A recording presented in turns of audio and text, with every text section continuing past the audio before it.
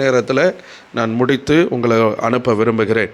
அல்லேலூயா. யாராவது ஒருத்தர் நீங்கள் எஸ்ராவின் புத்தகத்தை நீங்கள் எல்லாரும் எடுத்துக்கொள்ளுங்கள்.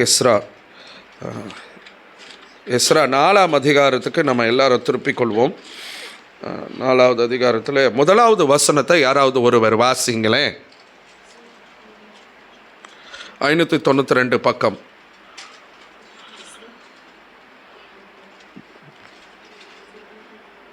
4ஆம் அதிகாரம் 1ஆம் வசனம். சிறையிருப்பிலிருந்து வந்த ஜனங்கள் இஸ்ரவேலின் தேவனாகிய கர்த்தருக்கு ஆலயத்தை கட்டுகிறார்கள் என்று யூதாவுக்கும் பென்யமினுக்கும் இருந்த சத்துருக்கள் கேள்விப்பட்ட போது. அல்லேலூயா. இந்த எஸ்ராவின் புத்தகத்தில் நம்ம முக்கியமாக ஒரு காரியத்தை பார்க்கணும் அப்படின்னு சொன்னால், கர்த்தருடைய ஆலயம் பாழாக்கப்பட்டிருக்கிறது. எருசலேம் நகரம் தீக்கிரையாக்கப்பட்டிருக்கிறது. தேவனுடைய ஆலயம் பாழாய் போனது. சரியா? அது நிமித்தம் ஆண்டவருடைய வார்த்தை இங்கே தம்முடைய ஜனங்களுக்கு நேராய் வருகிறது. யாருக்கு வருகிறதுனா, பெர்ஷிய ராஜாவாகிய கோரேசுக்கு கர்த்தருடைய வார்த்தை வருகிறது. கர்த்தர் அவனை ஆவிக்குள்ளாக எழுப்பி அவன் விதமாய் காரியங்களை நடப்பிக்க திரும்பவும் அந்த ஆலயத்தை கட்டும்படியாக சில காரியங்களை செய்கிறான். இந்த கோரேஸ் ராஜா என்ன பண்ணுறார் அப்படின்னு சொன்னால், பாபிலோனியர்களாகி அவர்களை முறியடித்து ஆலயத்தின் பனிமுட்டுகளை அபகரித்து கொண்டு போன பாதாளத்தில் மறைத்து வைத்திருந்த ஆலயத்தின் பனிமூட்டுகளை மீட்டெடுத்து வந்தவர் இந்த கோரேஸ் ராஜா. சரிங்களா? இப்போ கோரேஸ் ராஜாக்குள்ள ஆவியானவர் எழும்பி அவர் திரும்ப ஆலயத்தை கட்டுவிக்கத்தக்கதான காரியங்களை நடப்பிக்கும்படியாக தேவன் அவரை எழுப்புகிறார். அப்பொழுது ஜனங்கள் எல்லாரும் ஒன்று கூடுகிறார்கள். கர்த்தருடைய ஜனங்கள் சிறையிருப்பிலிருந்து மீட்டெடுக்கப்பட்ட ஒரு குழுவினர் எழும்புகிறார்கள். எல்லாரும் தங்களுடைய கைகளை போடுகிறார்கள். எல்லாரும் ஒன்றிணைந்து ஆலயத்தை கட்ட முயற்சி செய்யும் பொழுது அங்கே ஒரு விஷயம் நடக்கிறது. என்ன நடக்கிறது என்றால், இவங்க ஆலயத்தை கட்டுகிறார்கள் என்று என்ன பண்ணுறாங்க, யூதாவுக்கும் பென்யமினுக்கும் இருந்த சத்துருக்கள் கேள்விப்பட்ட போது. அல்லேலூயா. இந்த உலகத்தில் நமக்கு சத்துருக்கள் உண்டு. இந்த உலகத்தை ஆண்டு கொண்டு இருக்கிற பிரபஞ்சத்தின் லோகாதிபதியாகிய பிசாசு நமக்கு பிரதான சத்துருவாக இருக்கிறான். சில நேரங்களிலே மனிதர்கள் மூலமாய் நமக்கு சத்துருக்களாய் எழும்பி விடுகிறத நம்ம பார்க்க முடியும். இப்போ கர்த்தருடைய காரியத்தை செய்வதற்கு தேவனுடைய ஆலயம் கட்டுகிறார்கள் என்று யூதாவும் பென்யமினின் கோத்திரத்தின் சத்துருக்கள் என்று அங்கே பர்டிகுலராக சொல்லப்படுகிறது. அப்போ கர்த்தருடைய பிள்ளைகளாய் இருக்கிற இவர்களுக்கு விரோதமாய் சிலர் சத்துருக்களாய் எழும்புகிறார்கள். அல்லேலூயா. என்ன கவனிக்கிறவங்க மாத்திரம் வந்த நீங்கள் ஆசீர்வதிக்கப்படுவீர்கள். அல்லேலூயா. ஸோ இது என்ன நடக்குது அப்படின்னு சொன்னால், இந்த சத்துருக்கள் எழும்பி சில விஷயங்களை செய்கிறாங்க. அதை நம்ம தியானிச்சுட்டு நாம் எப்படி இருக்கணும், நாம் எப்படி இருக்கக்கூடாது, நாம் எதை நோக்கி நம்ம ஓடணும், எதை நம்ம செய்யணும் அப்படின்றத ஆண்டவர் இன்றைக்கு உங்களுக்கு தெளிவுபடுத்துவாராக. ஆமென். அல்லேலூயா. யாராவது ஒருவர் வாசிங்க எஸ்ராவின் புத்தகம் 4ஆம் அதிகாரம் 9வது வசனத்தை. ஆலோசனை தலைவனாகிய ரெகுமும் கணக்கனாகிய சிம்சாயும் மற்றுமுள்ள அவர்கள் வகைரவாகிய தீனாவியர் அபர்சாத்தியர் தர்பேலியர் அப்பார்சியர் அர்கேவியர் பாபிலோனியர் சூஷங்கியர் தெகாவியர் இவ்வளோ பேரு தேவனுடைய ஆலயம் கட்டப்படுகிறதற்கு எதிரிகளாய் சத்துருக்களாய் மாறுகிறார்கள். அல்லேலூயா. இந்த வசனத்தை வாசிக்கும் போது கொஞ்சம் கஷ்டமாக தான் இருக்குதுல்ல. அத்தனை ஜனங்க எழும்பி இருக்கிறாங்க. ஆனால் நீங்கள் இந்த பரிசுத்த வேதாகமத்தில் பார்த்தீங்கன்னா, ஒருவருடைய பெயர் இந்த பரிசுத்த வேதாகமத்தில் குறிப்பிடப்படுகிறது அப்படின்னா அங்கே ஏதோ அவர்களுக்கு முக்கியத்துவம் கொடுக்கப்படுகிறத நம்ம உணரலாம். ஆமாவா இல்லையா? அல்லேலூயா. இந்த பரிசுத்த வேதாகமத்தில் பெயரிடப்பட்டவர்கள் அநேகர். பெயரிடப்படாமல் கூட சிலர் அங்கே முக்கியத்துவம் படுத்தப்படுகிறத பார்க்குறோம். கானானிய ஸ்திரீக்கு பெயர் இல்லை, விபச்சார ஸ்திரீக்கு பெயர் இல்லை, ஆனால் அவர்கள் முக்கியத்துவப்படுத்தப்பட்டிருக்கிறார்கள். அவர்கள் நிமித்தம் ஏழை விதவை 2 காசை கொண்டு வந்து கர்த்தருடைய ஆலயத்தில் போட்ட அவ பெயர் இல்லை. பெயர் இல்லாமல் இருக்கிறவர்களுக்கும் கர்த்தர் இந்த இடத்துல இந்த வேத புத்தகத்தில் முக்கியத்துவம் கொடுத்திருக்கிறாரு. ஏன்னா இந்த பரிசுத்த வேதாகமம் தேவ ஆவியானவரால் ஊக்குவிக்கப்பட்டு ஏவப்பட்டு சில பரிசுத்தவான்களை கொண்டு எழுதப்பட்ட பரிசுத்த வேதாகமம். அல்லேலூயா.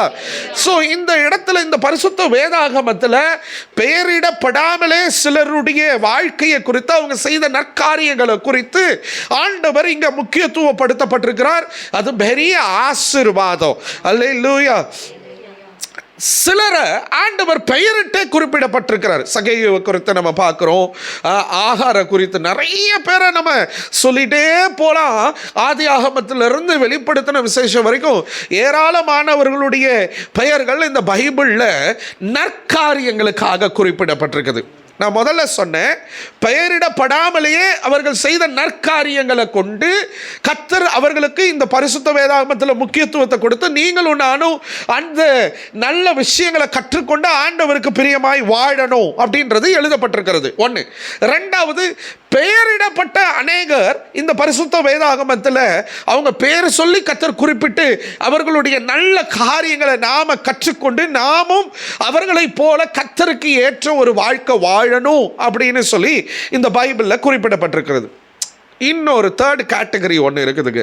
அது என்ன அப்படின்னு சொன்னால், இப்படிப்பட்ட மோசமான ஒரு காரியத்தை செய்யக்கூடாது அப்படின்றதுக்காக பெயரிடப்பட்டவர்களும் இருக்கிறார்கள், பெயரிடப்படாதவர்களும் இந்த பரிசுத்த வேதாகமத்தில் இருக்கிறார்கள். அதற்கு சிறந்த எடுத்துக்காட்டு இந்த எஸ்ராவின் புத்தகம் 4ஆம் அதிகாரம் 9வது வசனம். இங்க பாருங்க, பெயரிடப்பட்ட 2 பேர் அங்கே குறிப்பிடப்பட்டிருக்கிறாங்க. பெயரிடப்படாத கூட்டமாய் ஜாதி ஜாதியாய் ஒரு சிலர் ஆண்டவர் அங்கே எஸ்ராவின் மூலமாய் இந்த வசனம் எழுதப்பட்டிருக்கிறத நம்ம பார்க்கலாம். பாருங்க, ஆலோசனைக்காரனின் தலைவனாய் இருக்கிற ரெகுமும், ஆலோசனை தலைவனாகிய ரெகுமும், அதுக்கப்புறம் கணக்கனாகிய சிம்சாயும். இந்த எஸ்ராவின் புத்தகத்தை நான் வாசிக்கும் போது இந்த 2 பேர் என் இருதயத்தில் அப்படி பளிச்சுன்னு பட்டுச்சு. என்ன சொல்ல வர்றார் ஆண்டவர் அப்படின்னு சொல்லி இந்த ரெகுமும் சிம்சாயும் குறித்து தான் இன்னைக்கு நம்ம படிக்க போறோம். அல்லேலூயா. அதுக்கு கீழே நிறைய கூட்டத்தார் இருக்கிறாங்க. ஆனா இவங்க 2 பேருடைய பெயர், அவங்க பாருங்களேன், அவங்களுடைய டெசிக்னேஷன் அங்கே இருக்குது. அவங்க என்ன வேலை செஞ்சாங்க இருக்குதா? ஆலோசனை தலைவன் யாரு? ரெகும். கணக்கன் அப்படின்னா யாரு? அவர் என்ன கணக்கு பார்க்கிறவர், அக்கௌண்ட்ஸ் பார்க்கிறவர். சரியா? அவர் யாரு? சிம்சாய். சரியா? இந்த 2 பேருடைய பேர் அங்கே குறிப்பிடப்பட்டிருக்கிறது. பாருங்க, ஒரு தீமையான காரியத்தை செய்வதற்கு, ஒரு கெட்ட காரியத்தை செய்வதற்கு தேவன் இவர்கள் 2 பெயர்களை மாத்திரம் அந்த இடத்துல குறிப்பிட்டுட்டு மிச்சவங்க பெயரெல்லாம் குறிப்பிடாம கூட்டமா அங்கே அவர்களை ஒரு ஜாதி ஜாதியா சொல்லப்பட்டிருக்குன்னா, நான் இப்படி யோசிக்கிறேன், நான் இப்படி கிரகிக்கிறேன், இவங்க 2 பேர் இந்த காரியம் தடை பண்ணப்படுவதற்கு அல்லது இந்த கெட்ட விஷயம் நடப்பதற்கு இவங்க தலைமைத்துவம் ஏற்று இருப்பாங்கன்னு எனக்குள்ள அப்படி ஒரு ஃபீல் ஆச்சு. நான் சொல்றது புரியுதா? ஒரு நல்லது நடந்தாலும் ஒரு கெட்டது நடந்தாலும் அங்க ஒருத்தருடைய பெயர் மென்ஷன் ஆகுது, மற்றவங்க பெயர் மென்ஷன் ஆகல, ஒருத்தருடைய பெயர் மட்டும் அங்க ஹைலைட் ஆகுது அப்படின்னா அவங்க அங்க ஏதோ சிறப்பானதை செஞ்சிருக்கிறாங்க அல்லது ஏதோ ஒரு பிரதானமானதை செஞ்சிருக்கிறாங்க. அது நன்மையாகவும் இருக்கலாம், நல்லதாகவும் இருக்கலாம், கெட்டதாகவும் இருக்கலாம். புரியுதா நான் சொல்ல வர்றது? இப்போ பெண்களுக்கான கிரிக்கெட் போட்டி நடந்துச்சு, வேர்ல்டு கப். அந்த கிரிக்கெட் போட்டி செமிஃபைனல் ஆஸ்திரேலியாவுக்கு எதிராக இந்தியன் டீம் ஆடினாங்க. நான் கிரிக்கெட் பார்த்து ரொம்ப வருஷம் ஆச்சு. அசாருதீன் இருக்கும் போது பார்த்தது. அசாருதீன் அவர் கேப்டன்ஷிப்பில் இருக்கும்போது, வினோத் காம்ப்ளே இவங்களாம் இருக்கும்போது நானும் எங்கள் சித்தப்பாவும் மணிக்கணக்காக உட்காந்து நாங்கள் கிரிக்கெட் பார்ப்போம். ஆமாம், அப்போ பார்த்து அதுக்கப்புறம் நான் கிரிக்கெட்டே விட்டுட்டேன். எனக்கு கிரிக்கெட் பார்க்குற இன்ட்ரெஸ்டே போயிடுச்சு. என்ன ஆச்சு, திடீர்னு அன்றைக்கி ஒரு நாள் ஒரு யூடியூப்பில் அப்படி கிளிப்பிங்ஸ் வந்தது. யார் அப்படின்னு பார்த்தா அந்த ஆஸ்திரேலியாவுக்கு எதிராக செமிஃபைனல் ஆடினவங்க 11 பேர், அதில் சப்ஸ்டியூட்ஸும் இருந்தாங்க இல்லையா? ஆனால் ஒரே ஒரு பெண்மணியை குறித்து உலகமே பேசுச்சு. திருச்சபைகளிலே பேசினார்கள், ஊழியர்கள் பேசினார்கள், இந்த உலகமே பேசுச்சு. யாரு தெரியுமா? ஜெமிமா ராட்ரிக்ஸ் என்று சொல்லப்படுகிற ஒரு வாலிப தங்கச்சி. அவ தான் அந்த செமிஃபைனல் மேட்ச் ஜெயிக்கிறதுக்கு காரணகர்த்தாவாக இருந்தா. ஏன் அப்படின்னா 127 ரன், எனக்கு நான் கரெக்டாக சொல்கிறேன்னு தெரியல, அந்த செமிஃபைனலில் அவர் 127 ரன் அடித்ததுனால தான் செமிஃபைனலையே ஜெயிச்சாங்க. அதுக்கு முன்னாடி சிறந்த பேட்ஸ்மேனாக இருந்தவங்கலாம் டக்கு டக்குன்னு அவுட் ஆகியிருக்கிறாங்க. இந்த பிள்ளை நின்று ஆடி அந்த ஜெயத்தை வாங்கி கொடுத்துருக்கிறார்.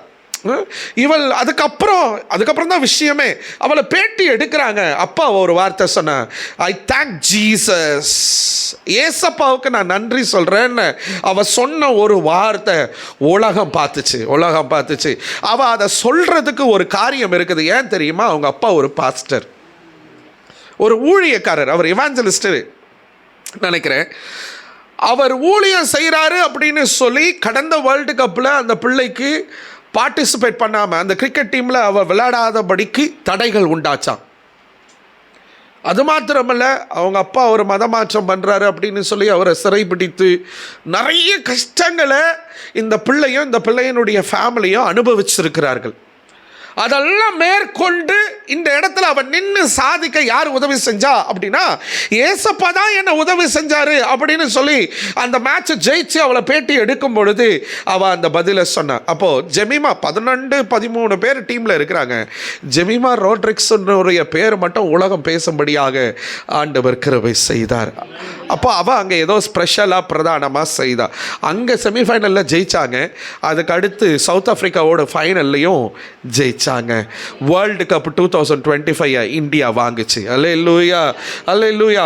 ஆனால் வேர்ல்டு கப் ஜெயிச்சாலும் இந்த ஜெமிமா ராட்ரிக்ஸை பற்றி பேசின அந்த செமிஃபைனல் மேட்சை, அவளை பற்றி பேசினதை இன்னும் பேசிகிட்டே இருக்கிறோம். இன்றைக்கி கூட நம்ம பேசுகிறோம். ஆமாம், சொல்லுங்களேன்.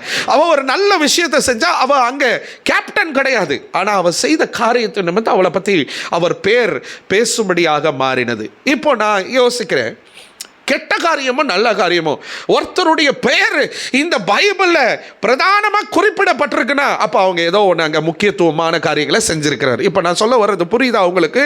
அப்போ இந்த ரெகுமோ, இந்த சிம்சாயனுடைய பெயர் இங்கே வந்திருக்குது அப்படின்னா மற்றவங்களெல்லாம் ஜாதியாக சொல்லிட்டு இவங்க 2 பேரை மட்டும் அங்கே குறிப்பிடப்பட்டிருக்கிறதற்கு காரணம் என்னவா இருக்கும் என்று நான் யூகித்து சொல்லக்கூடாது. பட் நான் இப்படி யோசிக்கிறேன், அவங்க ஏதோ முக்கியத்துவமான காரியத்தை இங்கே செஞ்சுருக்கிறாங்க. அல்லேலூயா. என் ஸ்பிரிட்டில் நான் அப்படி ஃபீல் பண்ணேன். அப்போ தான் நான் எடுத்து தியானம் பண்ண ஆரம்பித்தேன். இந்த ரெகுமோ, இந்த சிம்சாயை என்ன பண்ணியிருக்காங்க? ஒன்றுமே இல்லைங்க. பாபிலோன் இடத்துல சிறையிருப்பாய் 2வது முறை கர்த்தர் அவர்களை ஒப்பு கொடுத்து அவர்கள் அங்கே சிறையிருப்பில் இருந்தாங்க.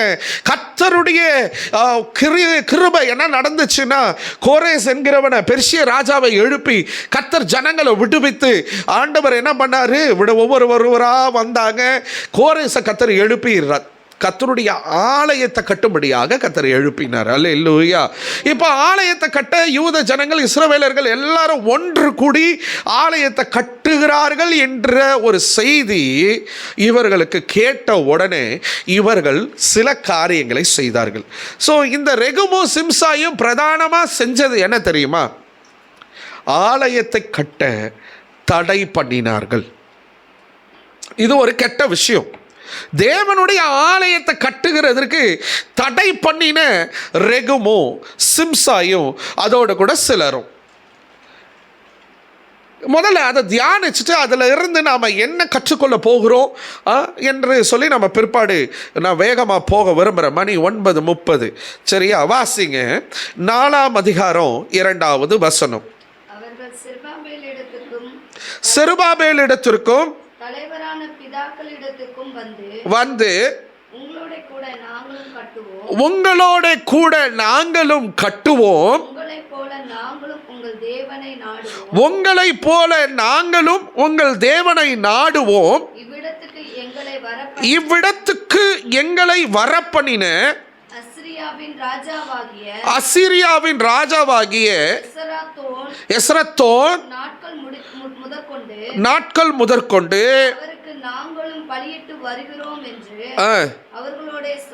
அவர்களோட சொன்னார்கள். இந்த ரெகுமோ சிம்சாயி அந்த சத்துருக்களா எழும்பினவர்கள் என்ன பண்றாங்க அப்படின்னா, நம்பர் 1 இவங்க என்ன பண்றாங்கன்னா, நாங்களும் உங்க கூட சேர்ந்து என்ன பண்ணுவோம், கர்த்தருடைய ஆலயத்தை கட்டுவோம் அப்படின்னு சொல்றாங்க. நீங்க யோசித்து பாருங்க, இவங்க உண்மையாவே கட்டுறதுக்காக உள்ள வராங்க? இவங்க கிட்ட நேரடியாக எதிர்க்க கூடாது. நேரடியாக நம்ம எதிர்த்து இந்த காரியங்களை நம்ம செய்ய முடியாது. இவங்க கூடவே இருந்து நம்ம என்ன பண்ணிடணும், அந்த விஷயங்களை நம்ம என்ன பண்ணிடணும், தடை பண்ணி விட்டுறணும். நம்மளும் உள்ள போய் அந்த கூட்டத்தோட இஸ்ரவேலர்களோடு யூத ஜனங்களோடு சேர்ந்து அந்த ஆலயம் கட்டக்கூடாதபடிக்கு நம்ம என்ன பண்ணிடணும், அதை தடை பண்ணி விட்டுறணும். அதை ஒன்றும் இல்லாமல் பண்ணிடணும், அந்த திட்டத்தையே ஒன்றும் இல்லாமல் பண்ணிடணும் அப்படின்னு சொல்லி இந்த ரெகுமோ சிம்சாயும் அவனோடு கூட சில கூட்டத்தார ஜாதியார சேர்ந்து இவ்விதமாய் போய் பேசுகிறார்கள். யாருக்கிட்ட பேசுகிறார்கள்? அங்கே சொல்லப்பட்டிருக்கிறது, செருபாபேல் இடத்திலும் தலைவரான பிதாக்கள் இடத்திற்கு வந்து உங்க கூட சேர்ந்து நாங்களும் என்ன பண்றோம், ஆலயத்தை கட்டுறோம். அசிரியாவின் ராஜாவாகிய எஸ்ராத்து அவனோட நாட்கள்ல இருந்து நாங்க உங்க தெய்வத்திற்கு பலியிட்டு கொண்டு இருக்கிறோம். அப்படின்னா நாங்களும் உங்களுடைய தேவனை ஆராதிக்கிறோம்னு சொல்லி பொய்யா இவர்கள் அந்த கூட்டத்தோடு இஸ்ரவேலர்களோடு யூத ஜனங்களோடு சேர்ந்து தேவனுடைய ஆலயத்தை கட்டுகிறதற்கு தடை பண்ணும்படியாக கூட இருந்து குழி பறிக்க திட்டம் போடுறாங்க.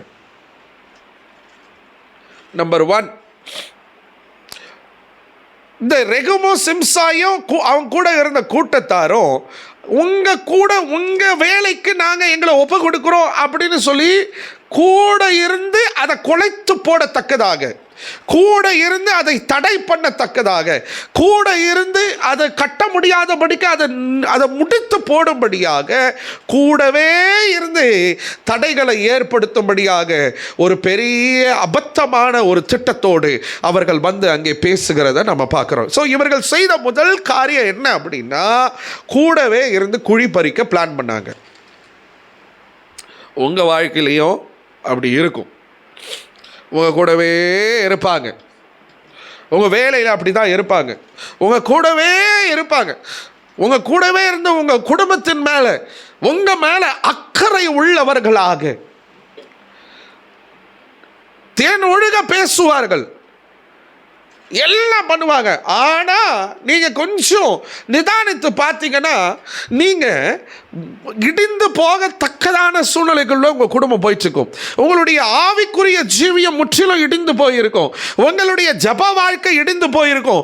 உங்களுடைய பரிசுத்த வாழ்க்கை இடிந்து போயிருக்கும். உங்களுடைய தேவனுடைய உறவு ஒன்றும் இல்லாமல் போகிறதற்கு ஏதுவாக அநேகர் உங்கள் வாழ்க்கையில் வந்து உங்களை சீரழிக்கிறவர்களாக வந்து போனவர்கள் இருக்கிறார்கள். ஒருவேளை இன்னமும் இருக்கலாம், எனக்கு தெரியல.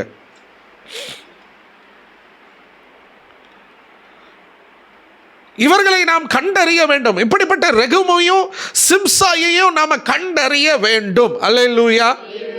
1. 2வது, நீங்களும் நானும் அப்படிப்பட்ட ரெகுமோ சிம்சாயுமா இருந்துடக்கூடாது. உலக ஆதாயத்திற்காக, ஏதோ ஒரு நல்ல விஷயத்துக்காக, ஏதோ ஒரு எதிர்பார்ப்புக்காக நாம் போயிட்டு ஒன்று நானும் செய்கிறேன், நானும் பண்ணுறேன், நானும் இதில் ஈடுபட்டுக்கிறேன் அப்படின்னு சொல்லி இந்த வேலையெல்லாம் செஞ்சவங்க தானே நம்ம. ஏதோ ஒரு ஆதாயத்துக்கு நானும் பண்ணுறேன், அவங்க பண்ணுறாங்களா நானும் பண்ணுறேன், அவங்க செய்கிறாங்களா நானும் செய்கிறேன். நமக்கு அதில் இஷ்டம் இல்லை. ஒருத்தர் வளர்றது நமக்கு பிடிக்கவே பிடிக்காது. ஒருத்தர் நல்லா இருந்தாங்கன்னா அவங்கள நமக்கு என்ன ஆகாது, நம்ம இருதயம் அப்படியே கொழுந்து விட்டு எரியும். அதை எப்படியாவது முடிச்சு போடணும். அவங்க கூட போய் அவங்களோட அன்பாக பேசுகிற மாதிரி பேசி அவங்க மேலே ஏதோ பெரிய அக்கறை இருக்கிற மாதிரி காரியங்களை செஞ்சு கடைசியில் அந்த ஒன்றும் இல்லாமல் அந்த குடும்பத்தை ஒன்றும் இல்லாமல் பண்ணிட்டு வர வேலையை ரெகுமோ சிம்சாயும் நீங்களும் நானும் இல்லை. 1. 2வது, நான் வேகமாக போக விரும்புகிறேன். எஸ்ராவின் புத்தகம் 4ஆம் அதிகாரம் 5வது வசனத்தை வாசிங்க. பெர்சியாவின் ராஜாவாகிய கோரேசின் காலம் முழுவதும் தரியு என்னும் பெர்சியா ராஜா அரசாண்ட காலம் மட்டும் அவர்கள் யோசனையை அபத்தமாக்கும்படி அவர்களுக்கு விரோதமாய் ஆலோசனைக்காரருக்கும் கைக்கூலி கட்டினார்கள். அவர்களுக்கு விரோதமாய் ஆலோசனைக்காரருக்கு கைக்கூலி கட்டினார்கள். ரெண்டாவது, இந்த ஜனங்க, இந்த சத்ருக்கள் என்ன பண்ணாங்கன்னா, இந்த ஆலோசனை தலைவன் ரெகுமும் அங்கே இருக்கிறான் இல்லையா, அவனும் அங்கே இருக்கிறான், சிம்சா இருக்கிறான். இவங்க என்ன பண்ணுறாங்க அப்படின்னா, கர்த்தருடைய ஆலயத்தை கட்டும்படியாக இவங்க யோசனை பண்ணி வேலை செய்வாங்க இல்லையா. ஒவ்வொரு நாளும் இவங்க வேலை செய்யறதுக்கு முயற்சி செய்வாங்க இல்லையா. இப்படி இவங்க டிஸ்கஸ் பண்ணி இருப்பாங்க, பிளான் பண்ணி இருப்பாங்க. எப்படி செய்யலாம், என்ன பண்ணலாம், எப்படி ஃபண்ட் ரைஸ் பண்ணலாம், நம்ம எப்படி ஜெபம் பண்ணலாம், யார் யாரெல்லாம் நம்ம சேர்த்துக்கலாம், யார்கிட்ட போய் உதவி கேட்கலாம், இப்படி சம் டிஸ்கஷன்ஸ் நடந்திருக்கலாம். இந்த யோசனைகளை அபத்தமாக்கும்படியாக அவங்களுடைய யோசனையே டெமாலிஷ் பண்றோம். அவங்க யோசிக்கிறாங்க பார்த்தீங்க, அவங்கள யோசிக்க விடாதபடிக்கு அவர்களை ஒன்றும் இல்லாமல் தடை பண்ணுவதற்கு ஏதுவாக சில ஆலோசனைக்காரர்களை, விஷயத்தை நல்லா கவனிங்க, நம்ம தேவனுடைய ஆலோசனையை கேட்டு செயல்படுகிறவர்களாக இருப்போம் என்று சொன்னால் நம்முடைய வாழ்க்கை கட்டப்படும், நம்முடைய குடும்பம் கட்டப்படும். மனிதர்களுடைய ஆலோசனையை நம்ம கேட்போம் அப்படின்னு சொன்னால் நம்முடைய குடும்பம் இடிந்து போகும், விழுந்து போகும். இவங்க எப்படி பிளான் பண்ணுறாங்க பாருங்க. இவங்களே இவங்க ஆலோசனை பண்ணி சில விஷயங்களை செய்கிறாங்க. நாம் என்ன பண்ணுவோன்னா, இவங்களுக்கு ஆலோசனை கொடுக்குற மாதிரி சிலருக்கு என்ன பண்ணுவோம், காசு கொடுத்து நீங்கள் போய் அவங்களுடைய யோசனையை மாற்றி, இல்லை இப்படி செய்யாதீங்க, இப்படி செய்யுங்க, நம்ம இப்படி பண்ணலாம், நாம் அப்படி பண்ணலாம் அப்படின்னு சொல்லி அவங்களுடைய யோசனையையே சீரழித்து சீர்குலைத்து போடும்படியாக காசு கொடுத்து ஆலோசனைக்காரர்களை வாங்குறாங்க, வேலை செய்ய வைக்கிறாங்க. நான் இங்கே கவுண்டம்பாளையத்தில் ஒரு பெரிய மீட்டிங் நடத்தணும் அப்படின்னு எனக்கு ஒரு பாரம் 2023 வந்துச்சு. இங்கே ஒரு ஃபெலோஷிப் கிடையாது, பாஸ்டர்ஸ் ஃபெலோஷிப் கவுண்டம்பாளையத்தில் கிடையாது. கணுவாயில் இருக்குது, ரத்தனபுரியில் இருக்குது, துடியலூரில் இருக்குது. கவுண்டம்பாளையத்தில் ஃபெலோஷிப்பே கிடையாது, எந்த ஃபெலோஷிப்பும் கிடையாது. இங்கே இருக்கிற எல்லா பாஸ்டர்ஸும் கணுவாய்க்கு போகிறாங்க, இல்லைன்னா ரத்தனபுரி ஃபெலோஷிப்புக்கு போகிறாங்க, சிலர் துடியலூர் ஃபெலோஷிப்புக்கு போகிறாங்க. நான் எந்த ஃபெலோஷிப்புக்கும் போகிறதில்ல. கணுவாய் ஃபெலோஷிப்புக்கு நான் போகணும்னு நினச்சேன், பட் எனக்கு நடத்துதல் இல்லை. நான் போகலான்னு முயற்சி செய்யும்போது எனக்கு நடத்துதல் வரல. சரி, நம்ம ஒரு கூட்டத்தை இங்கே நடத்தணும் அப்படின்னு சொல்லி நான் 2023 ஏவப்பட்டு நான் இந்த கவுண்டம்பாளையத்தில் இருக்கிற அத்தனை பாஸ்டர்ஸையும் கூப்பிட்டேன். வாங்க நம்ம எல்லாம் சேர்ந்து செய்வோம், நான் ஒருத்தனே என் பணத்தை போட்டு செய்ய முடியாது, வாங்க நம்ம இணைஞ்சு செய்வோம் அப்படின்னு சொல்லிட்டு எல்லாரையும் கூப்பிட்டேன். ஒரு 5-6 பாஸ்டர்ஸை கூப்பிட்டேன். அதில் ஒரு ஊழியக்காரர், இந்த ஏரியாவில் பிரபலமான ஊழியக்காரர், என்னை ரொம்ப நேசித்த ஒரு ஊழியக்காரர், இன்னுமே நேசிக்கிறாரு, நான் அவரை குறை சொல்லலை. அவர் ஆலோசனை கொடுக்குறேன்னு சொல்லி மொத்தத்தையும் முடிச்சு விட்டு போயிட்டார். எனக்கு அன்றைக்கே அப்போவே அந்த தரிசனம், அந்த திட்டம் எல்லாம் ட்ராப் அவுட் பண்ணிட்டேன். நான் மீட்டிங்கும் வேண்டாம், ஒரு மண்ணும் வேணாம் அப்படின்னு சொல்லி. எதுக்கு தெரியுமா அதை ட்ராப் அவுட் பண்ணேன்? அவர் கொடுத்த ஆலோசனை அப்படி இருந்துச்சு. அவர் பாசிட்டிவாக தான் கொடுத்தாரு. இவங்களை கூப்பிடுங்க, அவங்கள கூப்பிடுங்க, இங்கே பாருங்கள், இங்கே இருக்கிறாரு, அவங்க அங்கே இருக்கிறாங்க, இவ்வளோ ஊழியக்காரர் இருக்கிறாங்க, இவங்கெல்லாம் போய் பாருங்கள், இதெல்லாம் பண்ணுங்க, அதெல்லாம் பண்ணுங்க. நீங்கள் என்ன பண்ண போகிறீங்கன்னு அவர் சொல்லவே இல்லை. எனக்கு மனசு உடஞ்சி போச்சு. என்னடா இவர் நம்ம நேசித்து கூப்பிட்டோம், இவர் இப்படி ஒரு ஆலோசனை. நான் அவரை சத்ருவாக பார்க்கல, பட் எனக்கு அந்த ஆலோசனை என்னை என்னவா மாற்றிருச்சுன்னா, இந்த ஏரியாவில் ஒரு காரியம் செய்யணும்னு நினச்ச எனக்குள்ளே இருந்த அந்த தாகம், அந்த அந்த அந்த ஒரு இருதயத்தை அது மண்ணு போட்டு புதைச்சி போட்டுச்சு. நான் அதோடு விட்டுட்டேன். வானாடா சாமி, ஃபெலோஷிப்பும் வேணாம், ஒரு கூட்டமும் வேணாம், ஒரு மண்ணாங்கட்டியும் வேணான்னு சொல்லிட்டு விட்டுட்டேன்.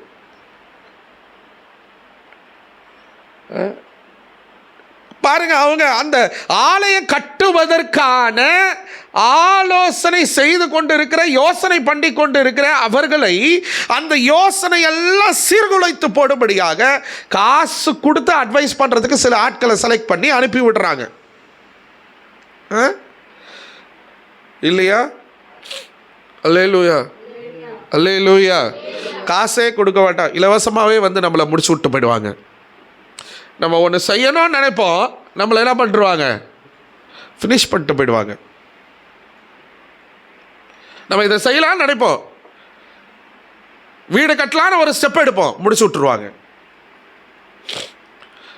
ஒன்றும் இல்லாமல் போயிடும், தர மட்டமாக்கிட்டு போயிடுவாங்க. அந்த ஆலயத்தை கட்டணும் அப்படின்னு சொல்லி எனக்கு பெரிய இருதயெல்லாம் கிடையாது. ஒரு நாள் ஜெபம் பண்ணிச்சிருந்தேன். திடீர்னு என் இருதயத்தில் ஆவியானவர் ஏவனார். நான் ஒரு அடையாளத்தை வச்சேன். அந்த அடையாளம் ஜனவரி 1ஆம் தேதி 2014 15 16 எனக்கு தெரியல. டக்குன்னு ஆண்டவர் நிறைவேற்றினார். அந்த அடையாளம் 3 அடையாளம் உறுதிப்பட்ட உடனே நம்ம இதை எக்ஸ்டெண்ட் பண்ணி கட்டியே ஆகணும், ஆண்டவர் அடையாளத்தை உறுதிப்படுத்திட்டாருன்னு சொல்லி சிலரை கூப்பிட்டு, அங்கே முக்கியஸ்தர்கள் இருப்பாங்கள்ல, அதில் கூப்பிட்டு சிலரை போய் சந்தித்து பேசினேன். அதில் 3 பேரையும் 4 பேரையும் நான் சந்தித்து பேசினேன்.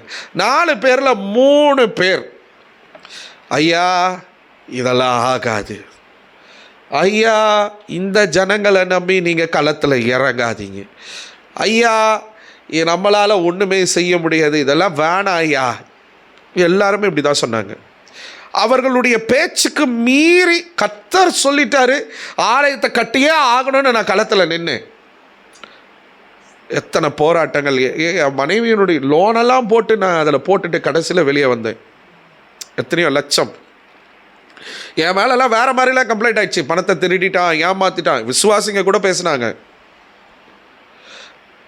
வாங்கி போட்ட ஏசி அங்கே தூங்கிட்டு இருக்குது, வாங்கி போட்ட ஸ்னேக் கேபிள் தூங்கிட்டு இருக்குது, 4 ஏசி. என்ன சொல்ல வரேன் அப்படின்னு சொன்னால், ஆலோசனை கொடுக்குறேன் அப்படின்னு சொல்லிட்டு நம்ம செய்ய வேண்டிய, நம்ம வாழ்க்கை கட்டுப்படுவதற்கு, நம்ம எழும்பப்படுவதற்கு, நம்முடைய குடும்பம் கட்டப்படுவதற்கு நம்ம எடுக்கிற முயற்சிகளில் மனுஷர்கள் சிலர் ஆலோசனையை கொடுக்கும்போது என்ன பண்ணுவாங்க தெரியுமா, வாலண்டியராக வந்து முடிச்சு விட்டு போயிடுவாங்க. மனுஷர்களுடைய ஆலோசனை நமக்கு வேண்டாம்.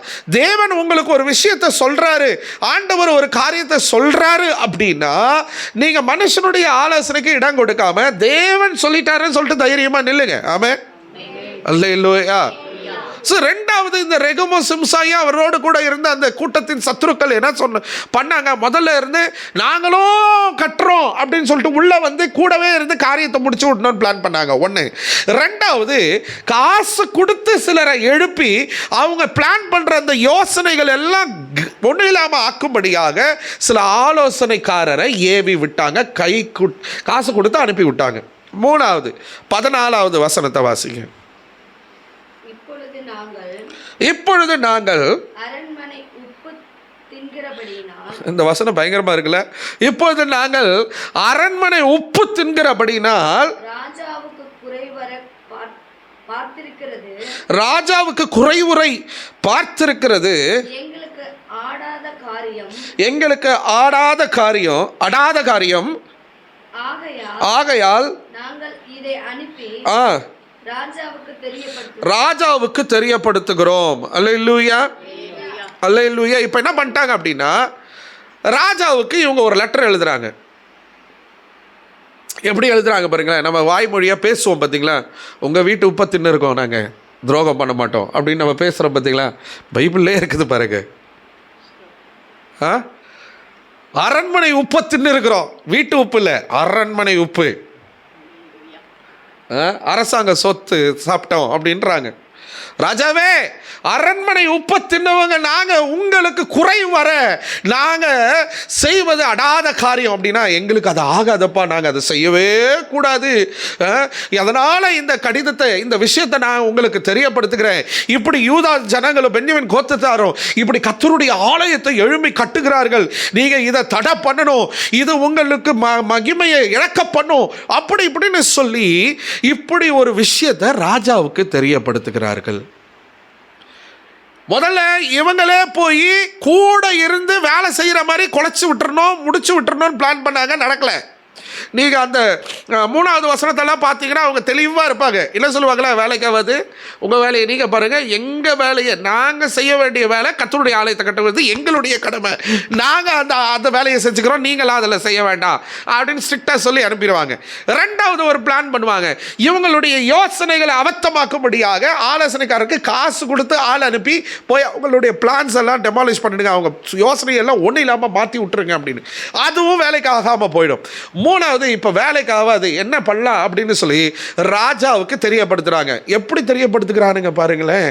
உங்கள் வீட்டு உப்பத்துன்னு இருக்கிற ராஜாவே, என்ன உங்களுக்கு நாங்கள் துரோகம் பண்ண முடியாது, எங்களுக்கு அடாத காரியம். அதனால் நீங்கள் என்ன பண்ணுங்க, இந்த காரியத்தை நாங்கள் உங்களுக்கு தெரிவிக்கிறோம். நம்மெல்லாம் இந்த வேலையை ரொம்ப நல்லா பண்ணுவோம்.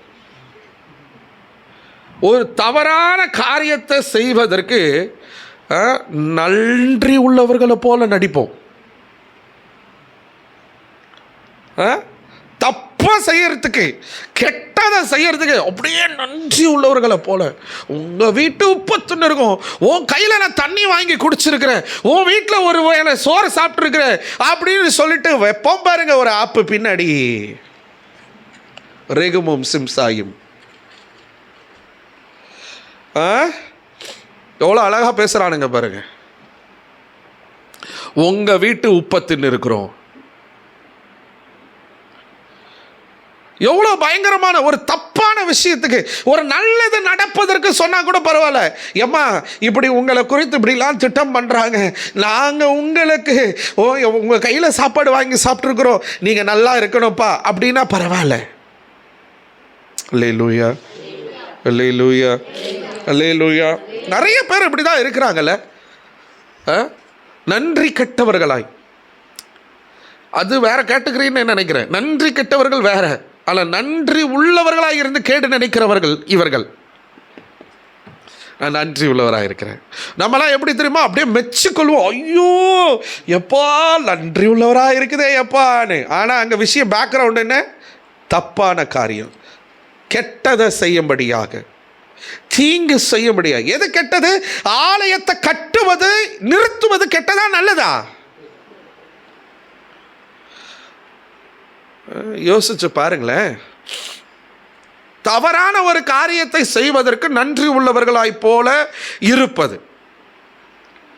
இந்த ரெகுமும் சிம்சாயும் இந்த கூட்டத்தாரை என்னென்ன வேலை பண்ணுறாங்க பாருங்க.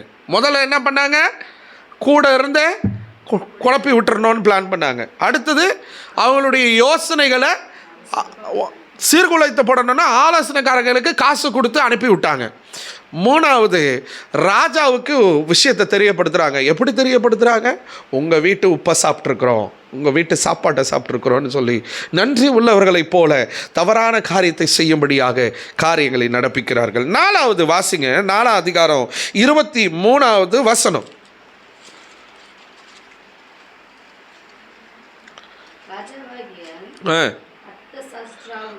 ராஜாவாகிய அர்த்தசாஸ்டாவுடைய இப்ப ராஜா கிட்ட இருந்து பதில் வந்துருச்சு. ரெகுமுக்கும் சிம்சாய்க்கும் இப்ப பதில் வருது. இவங்க ஒரு கடிதத்தை அனுப்புனாங்க, இப்போ அவங்க கிட்ட இருந்து பதில் வருது. என்ன பதில் வருது?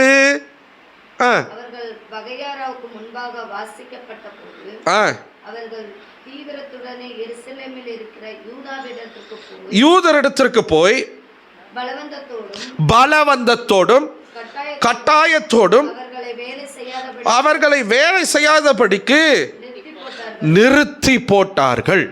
அல்லேலூயா. ராஜாவாகிய அர்த்தசாஸ்டாவுடைய உத்தரவின் நகல் ரெகுமுக்கு கணக்கனாகிய சிம்சாய்க்கும் அவர்கள் வகைராவுக்கும் முன்பாக வாசிக்கப்பட்ட போது. அப்படின்னா என்ன?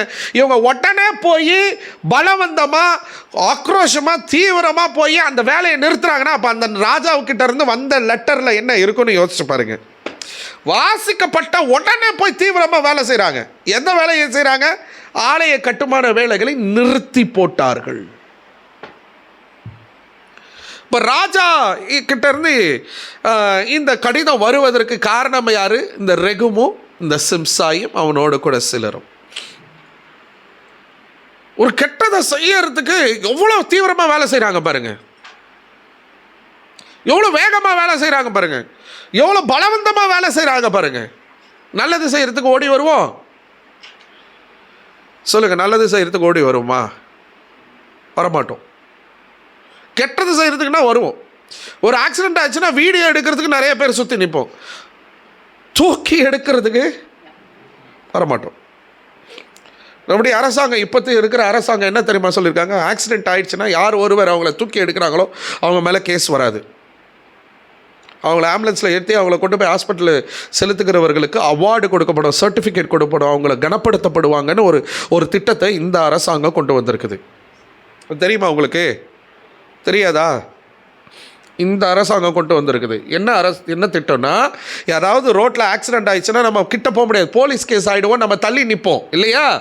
ஆனால் இப்படி ஜனங்க யோசிக்கிறாங்க அப்படின்றதுக்காக, ஒரு ஜீவன் காப்பாற்றப்படணும், ஒரு உயிர் காப்பாற்றப்படணும் அப்படின்றதுக்காக இந்த அரசாங்கம் என்ன பண்ணியிருக்காங்கன்னா, ஏதாவது ஆக்சிடென்ட் ஆயிடுச்சு அப்படின்னா உடனே போய் யார் முதல் உதவி செய்கிறார்களோ, யார் அவங்களை காப்பாற்றுவதற்கு காரியங்களை நடப்பிக்கிறார்களோ அவர்கள் கனப்படுத்த படுவார்கள், அவர்களுக்கு வெகுமதிகள் கொடுக்கப்படும் இந்த அரசாங்கம் அப்படின்னு சொல்லி ஒரு திட்டத்தையே அனௌன்ஸ் பண்ணியிருக்கிறாங்க. அல்லேலூயா. இது நல்ல விஷயம். கெட்டதை செய்யறதுக்கு நம்ம என்ன பண்ணுவோம்? ஓடுவோம். நல்லதை செய்யறதுக்கு வரவே மாட்டோம். இந்த ரெகுமும் சிம்சாயும் அப்படிதான் ஓடினாங்க. ஒரு வீட்டில் ஒரு பிரச்சனைனா ஓடி போவோம், சண்டைனா ஓடி போய் முதல் ஆளாக நிற்போம். என்ன சண்டைன்னு பார்க்கறதுக்கு. அந்த வீட்டுக்குள்ள ஏதாவது பிரச்சனைனா முதல் ஆளாக நிற்போம். அதை குறித்து பொருளை பேசுவதற்கு முதல் ஆளாக நிற்போம். ஆனால் ஒரு நல்லது நடக்கிறதுக்கு நம்ம நிற்கிறோமா? லேட்டாக தான் வருவோம் இல்லையா? ஆராதனைக்கு லேட்டாக தான் வருவோம். 2 வாரமாக ஒரு ஃபேமிலி வரல. நான் ஒன்றுமே பண்ண போகிறதில்ல, எல்லாம் சொல்ல வேண்டிய இடத்துல சொல்லிகிட்ருக்கிறேன், அவர் பார்த்துக்கிட்டோம். இன்றைக்கி ஏன் 9 மணிக்கு ஆராதனை ஆரம்பித்தேன்? இத்தனை நாள் ஆண்டவர் முன்னாடி வந்துட்டார், நம்ம டைமுக்கு ஆரம்பிச்சிடணும்னு ஆரம்பித்தோம். இப்போ ஆண்டவர்கிட்டே நான் ஜெபம் பண்ணிட்டேன், ஆண்டவரே எல்லாம் வரட்டும்ப்பா, நீங்கள் வெயிட் பண்ணுங்கள், வந்த பிறகு ஆரம்பிச்சுக்கலாம். வர்றதே 9 மணிக்கு, அதுவும் வேக வேகமாக வர்றது, கெட்டதுக்கு தீவிரமாக வர்றது. நான் தான் அந்த ரெகும், நான் தான் அந்த சிம்சாய்.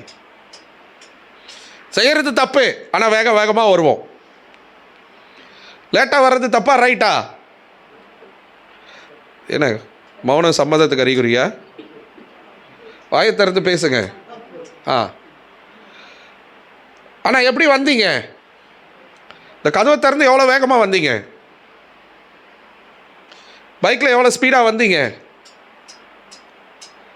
ஐயோ லேட் ஆயிடுச்சுன்ற இருதயம் இருக்குது. ஆனால் 8 மணிக்கு உள்ளே போயிடணுன்ற இருதயம் நமக்கு வரவே. போன வாரம் 9 மணிக்கு ஆராதனை வச்சேன். சரி 8 மணிக்கு வச்சா தான் 8:45 வராங்க. ஆனால் அண்ணனுக்காக ஒரு ஊழியக்காரர் அங்கே ஆராதனையை முடிச்சுட்டு வரணுன்றதுக்காக நான் டைமை மாற்றி வச்சேன். அதுதான் ரீசன். ஆனால் ஒரு எதிர்பார்ப்பு இருந்துச்சு, 8னா 8:45 வராங்க, இன்றைக்கி 9 மணிக்கு தானே, 9-9:15 வந்துடுவாங்க நினச்சா எல்லாம் 10 மணிக்கு வந்து நிற்கிது.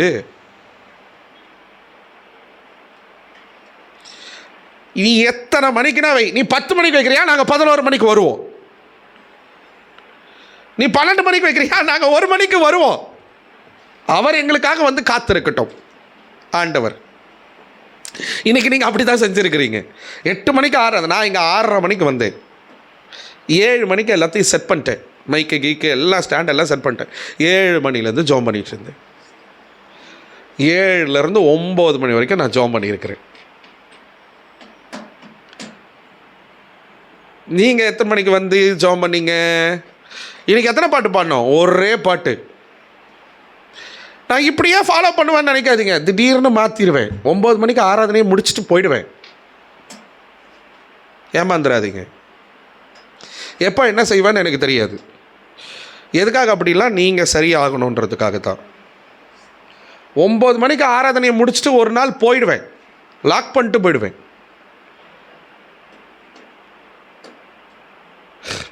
அது எப்போ நடக்கும்னு எனக்கு தெரியாது. இந்த பாரம்பரியமாக இப்படியே 3 பாட்டு, ஒரு ஆராதனை, ஒரு சங்கீதம், அந்த சங்கீதம்லாம் நிறுத்தி ரொம்ப நாள் ஆச்சு. சத்தியத்துக்கு நேரத்தை கொடுக்கணும் அப்படின்னு சொல்லி. நீங்கள் சொல்லுங்கள், இப்போ கெட்டதுக்கு நம்ம தீவிரப்படுறோமா, கெட்டதுக்கு நம்ம பலவந்தப்படுறோமா, நல்லதுக்கு நம்ம தீவிரப்படுறோமா? ஏன் இன்றைக்கி காலையில் சீக்கிரமாக எழுந்து ஆயத்தப்பட்டு வரவே முடியாதா? சொல்லுங்கள். வர முடியும், இருதய இடம் கொடுக்கல. நேற்று நான் இங்கே வந்து உட்காந்து ஜோம் பண்ணிகிட்டு இருந்தேன். எனக்கு கண் இங்கேருந்து தலை நரம்பு வலிக்குது. ஜோம் பண்ணலான்னு போராடி கடைசியில் மாத்திரையை போட்டு வந்து உட்காந்து ஜோம் பண்ணேன். அப்புறம் போனேன், திரும்ப வந்தேன். நம்ம தான் பலவந்தம் பண்ணணும், நம்ம தான் ஒடுக்கணும், நம்ம தான் வரணும், நான் உட்காரணும், நான் போகணும், நான் நிற்கணும் ஆண்டவருக்காக. ஆலயம் கட்டப்படணும்னா நான் நிற்கணும், என் வாழ்க்கை கட்டப்படணும்னா நான் நிற்கணும், என் குடும்பம் கட்டப்படணும்னா நான் நிற்கணும், மேற்கொள்ளணும். நம்ம அதுக்கெல்லாம் வரமாட்டோம். யார் இந்த ரெகும், யார் இந்த சிம்சாய்? நீங்கள் உங்களை யோசிச்சுக்கோங்க. ஒரு 2 மணி நேரம் நடக்குமா, முடிச்சுட்டு போய் படுத்து தூங்குங்க.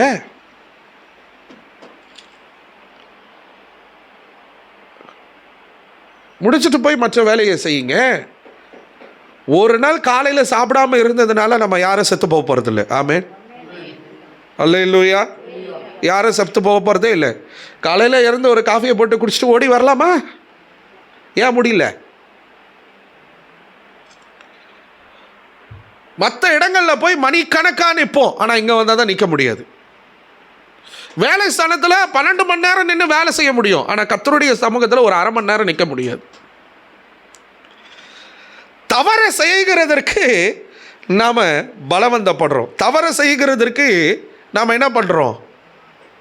நான் தான் ரெகும் சிம்சாய். கரெக்டா?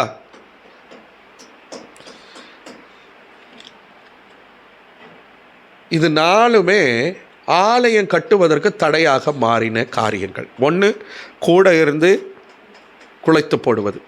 2, காசு கொடுத்த ஆலோசனைக்காரனை அனுப்பி யோசனைகளை அவத்தமாக்குறது. 3, ராஜாவுக்கு நன்றி உள்ளவரை போல இருந்துக்கிட்டு 31 ஆண்டு ஒரு அந்த ஸ்கேலை வாங்கி வைங்க, உப்பை தின்றோம் அப்படின்ற மாதிரி தவறான விஷயத்துக்கு நன்றி உள்ளவர்களை போல தங்களை காண்பித்து கொடுப்பது. 4வது, தடையே பண்ணிவிட்டார்கள். நாம் எப்படி இருக்கிறோம்? நீங்கள் யோசிங்களேன் கொஞ்சம். இந்த விஷயத்தை நான் சொல்லவே கூடாதுன்னு நினச்சேன், நான் சத்தியத்தினால நான் சொல்கிறேன். எப்போ மாற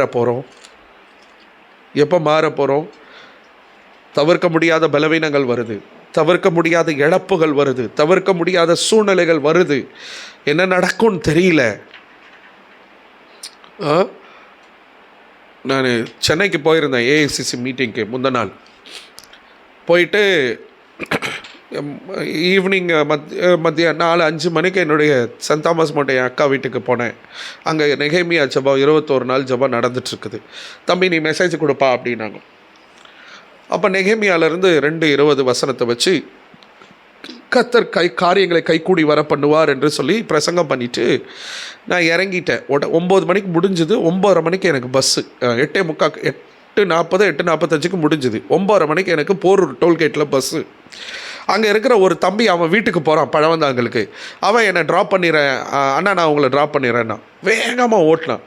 பார்த்தா நாங்கள் 9:10 டோல்கேட் போயிட்டோம். அவ்வளோ சீக்கிரம் என்னை கொண்டு போய் விட்டு, ஆனால் நீங்கள் எதுவுமே சாப்பிடல, நீங்கள் ஏதாவது டீ சாப்பிட்றீங்களான்னு சொல்லி எனக்கு டீ வாங்கி கொடுத்துட்டு, ஒரு பிஸ்கட் பாக்கெட்டு வேணாப்பா எனக்கு அப்படின்னாலும் அவன் வாங்கி கொடுத்துட்டு அவன் சொன்னான், அண்ணா நீங்கள் சொன்னது உண்மைண்ணா, அலங்க இடிக்கப்பட்டிருக்குது, நான் தானே அலங்கத்தை கட்டணும் அப்படின்னு சொல்லிட்டு. அண்ணா போன வாரம் எங்கள் வீட்டில் நான் படுத்துட்டு இருந்தேண்ணா, நைட்டு காலையில் எழுந்து பார்க்குறேன் என் காலுக்கு அடியில் இவ்வளோ பெரிய கண்ணாடி விரியன் பாம்பு செத்து கிடக்குதுண்ணா அப்படின்னா. அந்த ஃபோட்டோவே காமிச்சான் என்கிட்ட. அப்படியே ஜீப்ரா லைன்ஸ் மாதிரி வரி வரியா அந்த பாம்பு இவ்வளோ பெருசு அவன் கால் கிட்ட படுத்துட்டு கிடக்குது, செத்து போயிருக்குது. எப்படி செத்து போச்சுன்னே எனக்கு தெரியாது. நான் பூனை கடிச்சிச்சா, எலி கடிச்சிச்சா, இல்லை நான் அதை மிதித்து சாவடிச்சிட்டேன் நான் தூக்கத்தில். நான் சாக வேண்டியது அந்த பாம்பு செத்து போய் கிடக்குதுண்ணா. கண்ணாடி விரியன் தூக்கத்திலே செத்து போயிருப்பான். அது கடிச்சிருந்ததுன்னா. பாம்பு சின்னதாக இருந்தாலும் சரி, பெருசாக இருந்தாலும் சரி, விஷம்தான். என் அலங்கத்தை நான் தானே கட்டணும். என் அலங்கம் பாழாயிடு கிடக்குதுண்ணா. நான் ஆண்டவர்கிட்ட ஜெபிக்கிறேண்ணா, இப்போது நல்லா ஜெபிக்கிறேண்ணா. நீங்கள் சொன்ன விஷயம் உண்மைண்ணா, நான் தானே கட்டணும் அலங்கத்தை. நான் கட்டிட்டுருக்கிறேண்ணா, நான் நல்லா ஜெபிக்கிறேண்ணா. அதனால தான் கர்த்தர் என்ன பண்ணிட்டாரு, பாழ போ விடலைண்ணா. ஹலோ, நீங்கள் எப்படி? எவ்வளோ விஷயத்தில் கர்த்தர் நம்மளை காப்பாற்றிட்டு இருக்கிறாரு. எவ்வளோ விஷயத்தில் கர்த்தர் உங்களை நம்பி ஆண்டவர் காரியங்களை நடப்பிக்கிறாரு. ஆனால் எனக்கு பலவீனம், ஆனால் எனக்கு பிரச்சனை, ஆனால் எனக்கு போராட்டம், ஆனால் விடுதலைக்கான, நன்மைக்கான, ஆசீர்வாதத்துக்கான முயற்சிகளை நம்ம எடுக்க போகிறதே கிடையாது. நம்ம ரெகுமும் சிம்சாயுமா தான் வாழ்ந்துட்டுருக்குறோம். ஆலயம் கட்டப்படணும். ஆலயம் எது தெரியுமா? உன் குடும்பம் தான் ஆலயம். ஆலயம் கட்டப்படணும். எது தெரியுமா? உன் வீடு தான் ஆலயம். நீங்களே அந்த ஆலயம். உன் குடும்பம் கட்டப்படாம, உன் வீடு கட்டப்படாம இருக்கிறதுக்கு காரணம் என்ன? நீ தான் ரெகுமுவா சிம்சாயுமா இருக்கிற. உன் வீட்டாரே உனக்கு சத்ருன்ற மாதிரி உன் வீட்டுக்குள்ள இருந்து நீயே குழிய பறிச்சிட்டு இருக்கிற. கூடவே இருந்து நீ உன்னையே கெடுத்துட்டு இருக்கிற.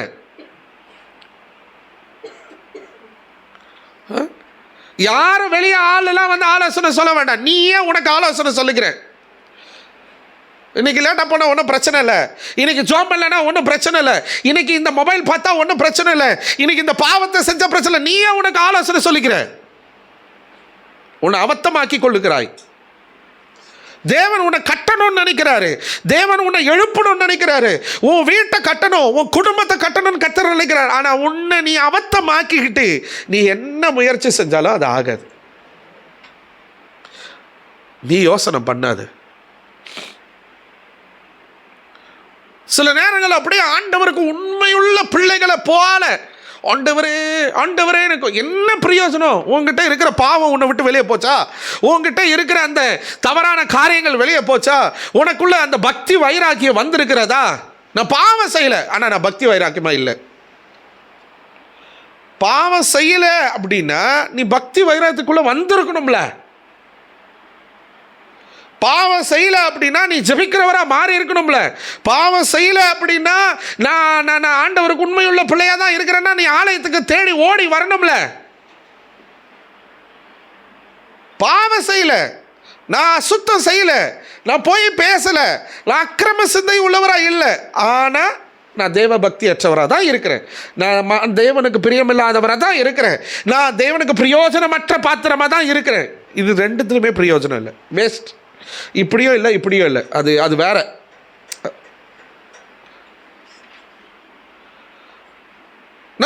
நம்ம எப்படி தெரியுமா காமிச்சுக்கிறது? ஆண்டவரே நான் உங்க பாதத்தில் வர ஆண்டவரே, நீ தான் உப்பு தின்ன மாதிரி நடிக்கிறது. ஆண்டவரை ஏமாத்தல, உன்னை நீயே ஏமாத்திட்டு இருக்கிற. என்னால் ஜெபிக்க முடியாது, என்னால் ஆலயத்துக்கு சீக்கிரமாக வர முடியாது, என்னால் இங்கே நிற்க முடியாது, என்னால் கர்த்தரை ஆராதிக்க முடியாது, ஸ்பெஷல் ப்ரேயர்ஸுக்கு என்னால் வர முடியாது. நீ இப்படிலாம் பிளான் பண்ணிக்கிட்டு இப்படி உன்னை விட்டு கொடுக்காமல் நின்றுக்கிட்டு நான் பாவம் செய்யலை, நான் பசுத்தமாக இருக்கிறோம் ஆண்டவரே, நான் உமக்கு பிரியமாய் வாழ மாதிரி எங்கே மாற்றம் வரலையே. நான் தான் ரெகுமும் சிம்சாயும். தேவனுடைய ராஜ்யம் கட்டப்படுவதற்கு எந்த விதத்திலையும் நான் தடையாகவோ சூழ்ச்சிகளை செய்கிறவராகவோ ஆதாயத்திற்காக, தவறான ஆதாயத்திற்காக, கெட்ட ஒரு ஆதாயத்திற்காக நன்றி உள்ளவரை போல இருப்பது காணப்படுகிறது. தேவனுக்கு விரோதமாய் எழும்பி நிற்பதற்கு அடையாளம். நீ தேவ ராஜ்யத்திற்கு நீ எழும்பி நிற்கிற. ஏங்க இங்கே நல்லா ஜெபிக்கிறோங்க, வீட்டுக்கு இந்த வாசலை விட்டு வெளியே போகும்போது உன் பேச்சு எப்படி இருக்குது? உன் சிந்தனை எப்படி இருக்குது? உன் செயல் எப்படி இருக்குது? தேவன் உன்னில் பிரியப்படுவாரா? தேவன் உனக்குள்ள மகிமையானவராக இருக்கிறாரா? மாறவே இல்லை. இங்கே நல்லா ஆராதிக்கிறோம், ஜெபிக்கிறோம், இங்கேருந்து வெளியே போகிறதுக்குள்ள உன் சபாவா வெளிப்பட்டுறது. இங்கிருந்து வெளியே போகிறதுக்குள்ள உன்னுடைய மாம்சம் வெளிப்படுகிறது. என்ன? உன் பேச்சு மாறல, உன் சிந்தனை மாறல, உன் வாழ்க்கை மாறல, உன்னுடைய நடக்கை மாறல. அப்புறம் நான் யாரு? நான் ரெகுமும் சிம்சாயும் தான். அதுக்கு அப்படியே இருந்துட்டு போயிடலாம், பாவியாவே இருந்துட்டு போயிடலாம் இல்லையா? உன் ஆலயம் இடிக்கப்பட்டிருக்கிறது உணர்றீங்களா இல்லையா? உங்கள் வீடு உங்களுடைய வருமானங்கள் பொத்தப்பையில் போட்டுட்டே இருக்கிறீங்க, தெரியுதா தெரியலையா? உன் குடும்பம் சீர்குலைந்து போயிருக்கிறது, தெரியுதா தெரியலையா? நீ வளர முடியலையே, உனக்கு உணர்றியா இல்லையா? இப்படியே இருந்துடலாமா? இப்படியே வாடகை வீட்டிலே இருந்துடலாமா? இந்த வருமானம் போதுமா? இப்படியே ஓடி ஓடி ஓடி காலத்தை முடிச்சிடலாமா? மேலே வரவே வேண்டாவா? உடஞ்சி போன சீரழிஞ்ச ஒரு பாதிக்கப்பட்ட ஒரு பேராபத்தில் இருக்கிற சூழ்நிலையை போல தான் குடும்பம் இருக்குது. ஜெபம் பண்ணி பிரயோஜனம் இல்லை, மாற்றம் இங்கே வரணும். பிள்ளைங்க இன்னும் நம்ம நினைக்கிற மாதிரி வரல. என்னையும் சேர்த்துக்கிட்டு தான் சொல்கிறேன் நான். என் குடும்பம் இன்னும் மாறலை, மாற்றம் வரல. ஆனால் நான் ஆலயம் கட்டுவதற்கு என்னால் முயற்சியே எடுக்க மாட்டேன். நான் தான் ரெகுமும் சிம்சாயும். ஆரம்பத்தில் உன்னால் ஓடி வர முடிஞ்சது, இப்போ ஏன் முடியல? வேலை ஸ்தலத்தில் நின்று பல மணி நேரம் உன்னால் வேலை செய்ய முடியுது, இங்கே வந்தால் உன்னால் நிற்க முடியல. உன் பிள்ளைகளை உன்னால் ஜெபத்தில் நடத்த முடியல. உன் ஆலயம் இடிஞ்சு போயிருக்கிறத ஃபீல் பண்ணுறீங்களா? கட்டப்படணும்னு ஏன் யோசிக்க மாட்டீங்க? உங்கள் சிந்தனைகளை சிறைபிடித்து வைத்திருக்கிறான் பிசாசு. உங்கள் சிந்தனைகள் சிறைப்பிடிக்கப்பட்டிருக்கிறது. தீபாவளி கொண்டாடினவங்க எத்தனை பேர்? ஆலயம் இடிஞ்சு போச்சா? சொல்லுங்க. ஆலயம் இடிஞ்சு போச்சா? எப்படி கட்டுவார்? நீ யாரு? நீ தான் ரெகும், நீ தான் சிம்சாய். நல்ல நாள் கெட்ட நாள் பார்க்குறியா? நீ தான் ரெகும், நீ தான் சிம்சாய். மாற்றம் நமக்குள்ள வரணும். எப்போ தான் மாறுவோம்? ஸ்கூலுக்கு போகிறதுக்கு கரெக்டாக போயிடுறோம், வேலைக்கு போகிறதுக்கு கரெக்டாக போயிடுறோம், அதுக்கெல்லாம் முடியுது. கர்த்தருடைய ஆலயத்துக்கு வரணும்னா டைமுக்கு நம்மளால் வர முடியாது. சர்ச்சுக்கு வரணும்னா ரொம்ப கேஷுவலாக லீவ் போட்டுருவோம். பாஸ்ட்டு தான், அவர் தான் கண்டுக்க மாட்டுறாரு, விட்டார். என்ன ஜபத்திலேயே என்ன குறை சொல்கிறவங்க இங்கே இருக்கிறாங்க. ஜபத்துலேயும் சொல்கிறாங்க, நேரடியாகவும் சொல்கிறாங்க. நான் தப்பு பண்ணால் எனக்கு ஆண்டவர் பதில் கொடுக்கட்டும். உங்களுக்கு யாருக்கும் அந்த உரிமையை ஆண்டவர் கொடுக்கவே இல்லை. ஆனால் இங்கே இருந்துக்கிட்டு கத்தர் பேசுகிற மாதிரி சுட்டி காமிக்கிறது. நேராக சொல்கிறதுக்கு ஒரு நிமிஷம் ஆகாது. இனி இங்கே வராதிங்க, இதுக்கெல்லாம் எந்த சபை போதகர் இடம் கொடுக்குறாரோ அங்கே போய்க்கிங்கன்னு சொல்கிறதுக்கு நான் வாயை மூடிக்கிட்டு இருக்கிறேன். கத்தர்கிட்ட மட்டும் பேசிட்டு நான் ரெகுமும் சிம்சாயா இருக்க விரும்பலை. இந்த ஆலயம் கட்டுவதற்கு சத்துருக்கள் எழும்பின போது 2 தீர்க்கதரிசிகள் அங்கே எழும்பினார்கள். யார் தெரியுமா? ஒன்று ஆகாய், இன்னொன்று சகரியா. நான் இன்றைக்கி பெரிய கீழே இன்னும் என்ன செய்யணுன்றதை எடுத்து வச்சுருக்கேன். ஆகாய் தீர்க்க தரிசன புத்தகம் 1 அதிகாரம் 2 அதிகாரம் தான் ஃபுல்லாக இன்றைக்கி தியானம் பண்ணணும்னு நினச்ச நேரம் இல்லை, நான் முடிக்க விரும்புகிறேன். வீட்டுக்கு போய் ஆகாய் தீர்க்க தரிசன புத்தகம் 1 அதிகாரம் 2 அதிகாரம், அந்த 2 அதிகாரம் தான் இருக்குது, வாசிச்சு பாருங்கள். ஆகாயும் சகரியாவும் இவர்கள் நிமித்தம் இந்த ரெகுமு, இந்த சிம்சாயி, இந்த கூட்டத்தாரெல்லாம் ஆலயம் கட்டப்படாதபடிக்கு நிறுத்தி போடத்தக்கதான காரியங்களை செய்கிறார்கள். விஷயம் என்ன நடந்துச்சு தெரியுமா? ஒரு அரசாங்கமே எழுப்பி விட்டுட்டாங்க ஆலயம் கட்டப்படாமல் நிற்கிறதுக்கு. நடந்துச்சா நடக்கலையா? ராஜாவே நகல் அனுப்பிட்டானா? அப்போ என்ன ஆயிடுச்சு? ஒரு அரசாங்கத்தையும் சூழ்ச்சி பண்ணி ஒரு அரசாங்கமே ஆர்டர் போட்டுருச்சு ஆலயம் கட்டக்கூடாது அப்படின்றதுக்காக. எவ்வளோ பெரிய துரோகத்தை, எவ்வளோ பெரிய கெட்ட விஷயத்தை இந்த ரெகுமும் சிம்சாயும் செஞ்சாங்க. ஆனால் கர்த்தர் விடலை.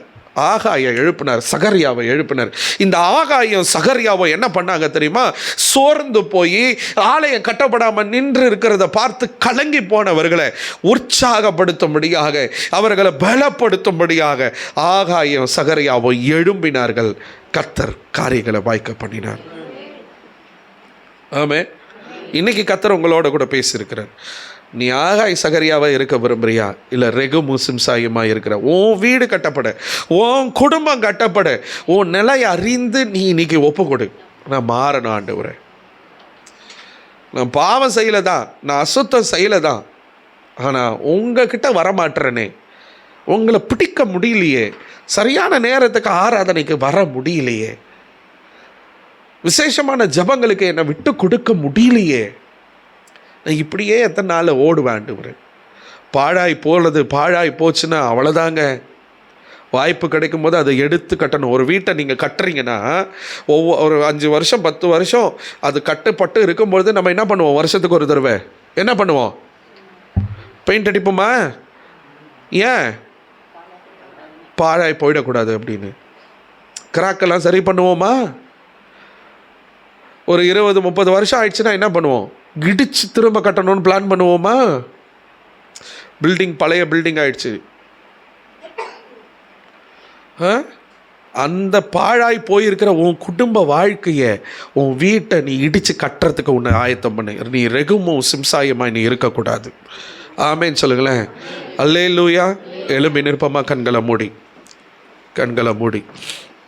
ஆண்டவருடைய பிரசனத்தில் காணிக்க தசமபாக கொண்டு வந்தவர்கள், நீங்கள் இந்த ஜெபம் முடிஞ்சோடனே பை வரும், நீங்கள் போட்டுருங்க. காணிக்க பாட்டெலாம் இல்லை, உங்களை நான் ஜெபம் பண்ணி அனுப்ப போகிறேன், அவ்வளோதான். அல்லேலூயா. ஆமாம், இதுக்காக ஸ்பெஷலாக பாட்டு பாடி இப்போ அதுக்கு நேரம் இல்லை.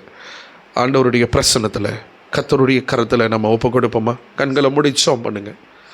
ஆண்டவரே, நான் ரெகுமுவா சிம்சாயா நான் இருக்க விரும்பல. ஆண்டவரே, என் வீடு இடிக்கப்பட்டிருக்கிறது, பாழாய் கிடக்கிறதப்பா. என் குடும்பம் பாழாய் கிடக்கிறது. ஆண்டவரே, ஒவ்வொரு வருஷமும் பிறந்த நாள் வருகிறது, திருமண நாள் வருகிறது. எனக்கு அன்பு தேவ பிள்ளைகளே, அது அந்த நாள் வரும்போது நமக்கு சந்தோஷம்தான். ஆனால் ஒன்று நீங்கள் தெரிஞ்சுக்கணும், உங்கள் ஆயுசு நாட்கள் முடிந்து கொண்டு இருக்கிறது. நீ இன்னும் மாற வேண்டியது நிறைய இருக்குதே. நீ இன்னும் உன்னை தேவனுக்கு விட்டு கொடுக்க வேண்டிய காரியங்கள் இருக்கிறது.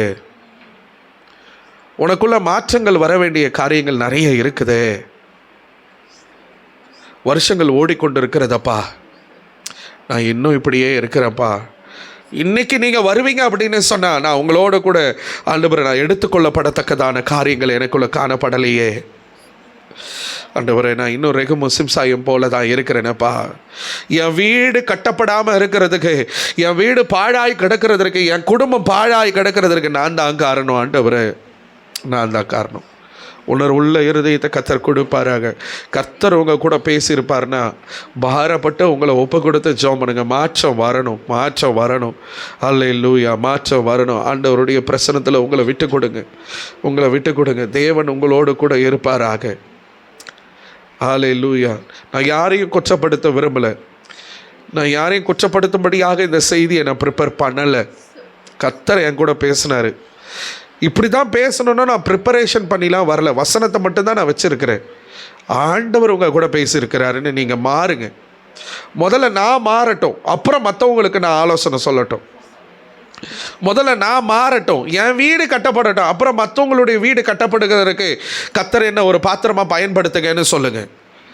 என் வீடே உடஞ்சி போயிருக்குது, என் குடும்பமே நிலக்குழஞ்சு போயிருக்குது. நான் மற்றவங்களுக்கு ஜெபம் பண்ணி என்ன பிரயோஜனம்? நானே ரெகுமும் சிம்சாயுமாயே இருக்கிறேன். அப்புறம் நான் எப்படி ஆகாய் சகரியாவா மற்றவங்களுக்கு காணப்பட முடியும்? உன்னை சரி பண்ணிக்கொள்ள தேவன் விரும்புகிறார். என் அன்பு தங்கச்சி, அன்பு சகோதரியே, தம்பி, உன்னை விட்டு கொடு. கொஞ்சம் பேராக தான் இருக்கிறோம். தேவனுடைய சமூகத்தில் உன்னை அர்ப்பணி. உன் வீடு ஒரு ஜெப வீடாக மாறட்டும். உன் வீடு கட்டப்படட்டும். இந்த வருஷம் இப்படியே முடிஞ்சு போச்சுங்க. 2025 புது வருஷத்துலையாவது ஒரு மாற்றம் வரட்டும். அதற்கு நீ ஆயத்தப்படபடியாக இந்த நாட்களை சரி பண்ணிக்கொள்ளு. எனக்கு கூட நிறைய ஆசைங்க. எல்லா திருச்சபையிலையும் வருஷத்தின் முடிவில் ஜபங்களை ஏறெடுக்கிறாங்க. நான் சில ஊழியக்காரங்க கிட்ட கூட சொன்னேன், இந்த ஜபலாம் எடுக்கணும், நடத்தணும்னு எனக்கு ஆசை. ஆனால் என் ஜனங்க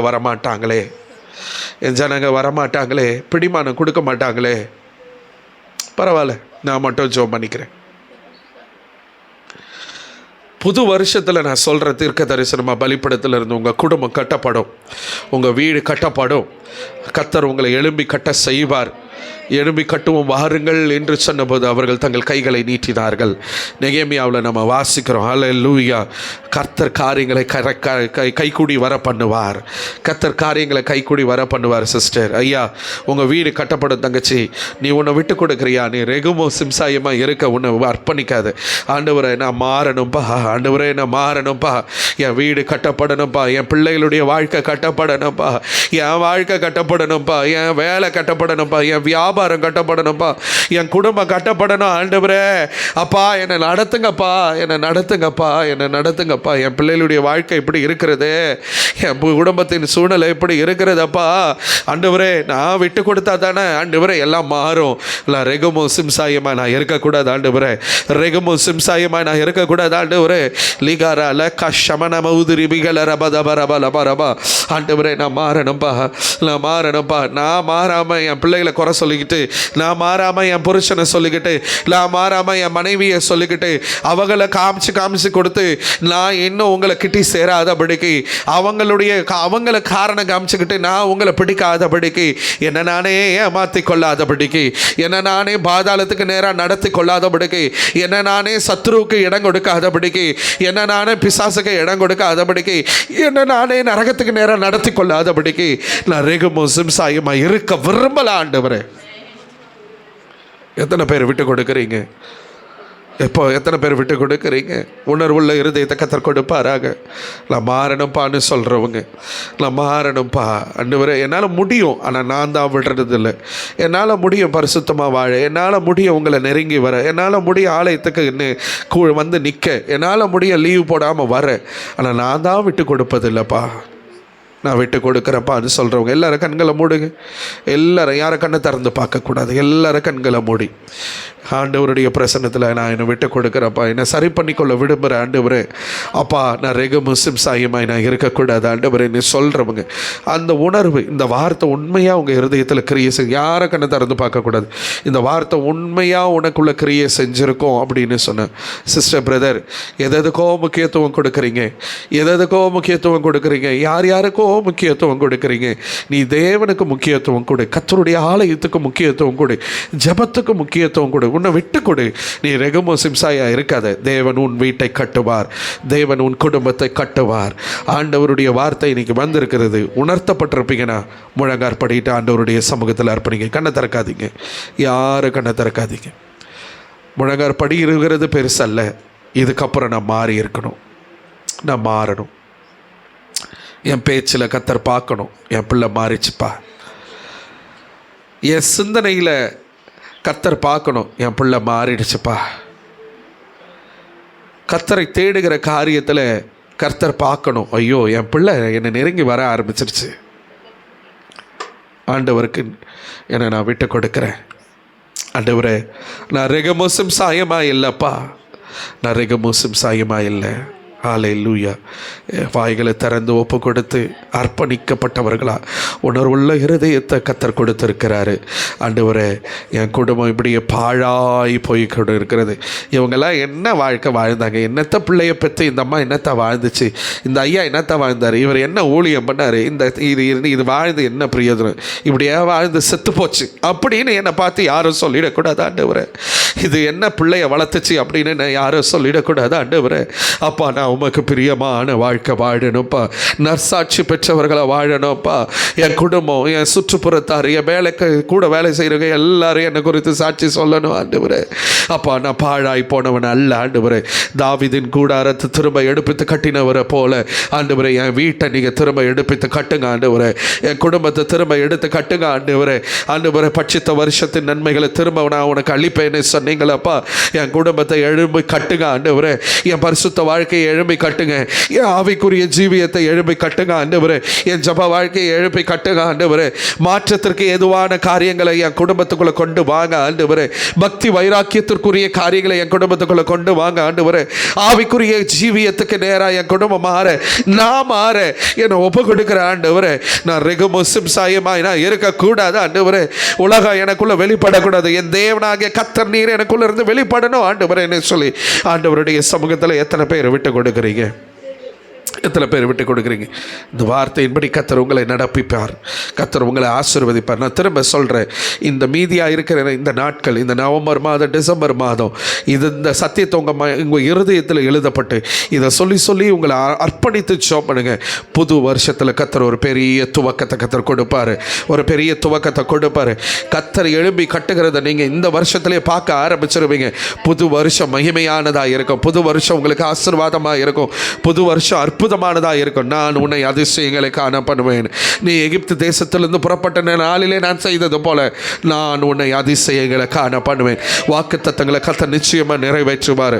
ஹல்லேலூயா. உங்கள் குடும்பம் கட்டப்படுகிறது உங்கள் கண்கள் காணும். உங்கள் கண்கள் காணும். இந்த டிசம்பர் 31ஆம் தேதி கர்த்தர் உங்களை ஒரு பெரிய சாட்சியாக எழும்ப பண்ணுவார். எத்தனை பேரை நம்புறீங்க? ஹல்லேலூயா. கரங்களை தட்டி ஆண்டவருடைய சமூகத்தில் நல்ல ஸ்தோத்திரம் பண்ணுங்க. ஆண்டவரே, என்ன நான் விட்டு கொடுக்குறப்பா, என்ன நான் அர்ப்பணிக்கிறப்பா. ஓ ராகா லானா தோரோ லோகா பாலா ரதிகர பலபா ரபலபா. ஒப்பு கொடுக்கிற கர்த்தர் உங்களை அப்படியே ஆசீர்வதிப்பாராக. இந்த சத்தியத்துக்கு மாத்திரம், இந்த கேட்ட சத்தியத்துக்காக மாத்திரம் முடிஞ்சால் முழங்கார் படிடுங்க. இல்லைன்னா எழுந்து நினைக்குங்க. யாராவது ஒருவர் ஜோம் பண்ணுங்க. டக்குன்னு ஜோம் பண்ணுங்க. ஹல்லேலூயா.